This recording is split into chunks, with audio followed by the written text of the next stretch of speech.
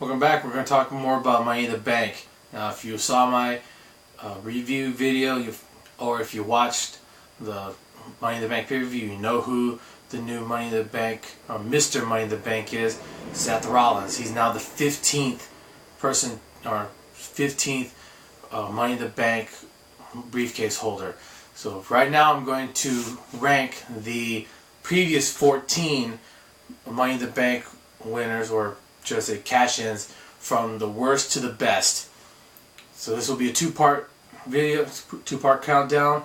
So let's kick it off with number 14. Dead last is Daniel Bryan. If you're watching my videos, based on the number of views, you haven't, but you know I hate Daniel Bryan, and his cash-in was the absolute worst. Hands down, the absolute worst. 2011's cash-ins were horrible for a couple of reasons. First of all, when he cashed in on the Big Show, he literally fell onto a World Heavyweight Championship. The Big Show was knocked out completely after Mark Henry DDT'd the Big Show onto a steel chair. And here comes Daniel Bryan and literally falls on top of the Big Show, and it takes the World Heavyweight Championship. Before that year, before 2011, every time the champion has been able to get back to his feet. That's the thing. I hate the fact that those two were the ones that stopped the champion getting to his feet. Now, you're probably saying, well, yeah, 2011, Alberto Del Rio also did the exact same thing, almost. What do you think about his? Well, his is number 13. 13th is Alberto Del Rio because, again, Punk did not get to his feet. Punk was on one knee, and then Del Rio just gives him an enziguri and knocked out, and then he falls on top of him. If Punk had been in a corner and standing, and then Del Rio hit him with the enziguri, I'd have been fine with that. But the fact that Punk was not on his feet kills that for me. I thought it was a bad way to have him cashing in. Not as horrible as Daniel Bryan's, but still pretty bad, all things considered. Now, number 12 on my list is Damien Sandow. Not just because he failed to win the World Heavyweight Championship from Cena, but the simple fact that I never bought him being Mr. Money in the Bank. I never did. I was going for Cody Rhodes in that match. I thought Cody Rhodes was the best person to win that briefcase, and it looked like he was going to, and then Damien Sandow pushed him off the top of the ladder and then took the briefcase. But that match was all Cody Rhodes. He shined in that match, and he got more of a push after that match than Damien Sandow. And I never thought Damien Sandow was a good person to have that briefcase or win the World Heavyweight Championship. And it seemed like they were going to unify the titles at the end of that year, so WWE kind of panicked and, well, let's get this briefcase off of Damien Sandow and have him lose the match. He wasn't ready. I didn't think he should have been Mr. Money in the Bank, but yeah, that just continued the whole Cena burying people meme going around, the internet fan base.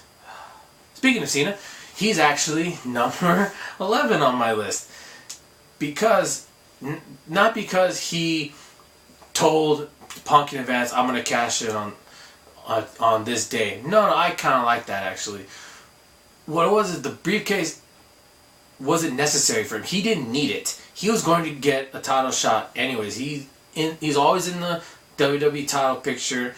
He's always there to challenge the champion. He didn't need the briefcase to cash it in. Not to mention that briefcase, it kind of lowered its value in a sense that that wasn't the story going into the match, or after the match, I should say. After the match, it was about The Rock. It was on the 1000th episode of Raw, and The Rock came out again trying to make it all about him, and the Big Show interfered in the match Rock came out, and then CM Punk turned heel and gave The Rock a GTS, which I was kind of a fan of. But that was the story. The Money in the Bank briefcase was kind of wasted in that sense. So I didn't like that. I thought Cena having the Money in the Bank briefcase and the way he cashed in, I was not a fan of that. I would have liked to have seen him do like everybody else had done, almost everybody else had done, you know, pulling an Edge as it were. But I don't know. He didn't need it. Number 10 on my list is Jack Swagger. And oddly enough, after he won the World Heavyweight Championship, he lost his swagger. He used to come out and he used to do the push-ups. Right after he did the on your knees like this, did the push-ups, and then he had energy, he had swagger, he had personality. As soon as he won that World Heavyweight Championship from Chris Jericho, in a quick fashion, TV time 5 days, but yeah, we all know that the SmackDown episodes are taped like on a Tuesday. I've been to a few. They're pretty fun. But after that, he lost that. He didn't have the character. He was very stiff and coming on the suit. He can't pull that off, I don't think. Not to mention the fact that his lisp kind of hurt him, because now he has to do more mic work as champion, and he's not that good on the mic. Partly because of his lisp, but also because of his lack of mic skills. So that kind of hurt him not to have that championship without a manager. If he had Zed Coulter back then to help him, I think his reign as champion would have been a lot better. And so the cash-in was okay, but after the aftermath of that, I'm not really a fan.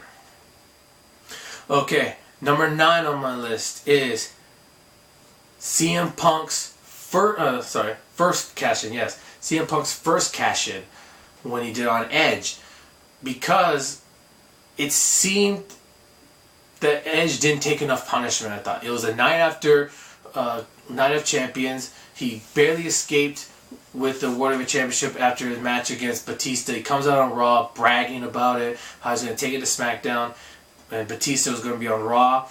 And then Batista comes out, Batista bombs him one time in the ring, and then CM Punk comes out. And it seemed, you can always say it seems kind of fluky, but that one, I thought that Edge should have been put through more punishment. Batista should have really beat his ass on that one. Sorry for the cursing if you think if that's not your thing. Sorry about that. He should have really beat him down more, I thought, before Punk came out and hit him with a GTS. But at least he was on his feet when he got beat. But after that, like, most of that story with Punk was okay. Afterwards, he had a decent run. I would have liked to see him actually lose it in a match rather than having him taken out of a match and then he's not even competing in it. But his cash-in edge was okay, but not good enough, I thought, for the top 5 or top 7. We'll get to his other one later. Speaking of Edge, though, number 8 on my list is Edge's second cash-in, I should say. His second cash-in, maybe because I'm an Undertaker fan, I didn't like it, but the fact that he cashed it in, at least when he cashed it on the Undertaker was beat down. He just had a steel cage match with Batista that they tied in. They both landed at the same time on the outside. Then after the match, Mark Henry comes down, beats up the Undertaker, leaves him lying, and then Edge comes out and cashes it in. The way he cashed it in, I thought was good, but unfortunately, again, he had to relinquish the title because of an injury like a month and a half later. And that led to the Great Khali being the World Heavyweight Champion, which was a bad thing, I think. And a lot of people feel that way too. So the way he did it was good, but kind of the aftermath of it and the fact that he didn't have that longer a reign, and it didn't have the shock value, I think, because when he first cashed it in, it was a surprise. But this one, it wasn't as shocking, it wasn't as good as his first one. We'll get into his first one later on. So that's the bottom half of this list. The top half, the top 7 will be in my next video. So far, who were the worst Money in the Bank cash-ins in your opinion? What were the worst? So my next video I'll talk about the best, the top 7. So until then, take care.